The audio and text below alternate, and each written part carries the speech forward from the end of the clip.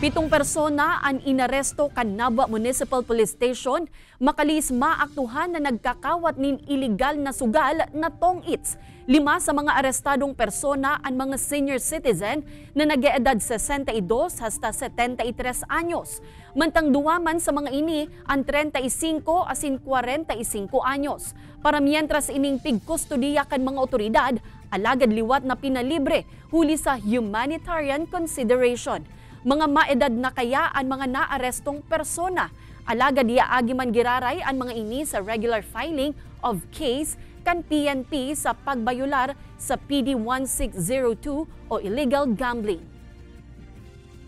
Ani po, mapa senior citizen man kita, mapabako, taang batas man po, man pinipiling edad.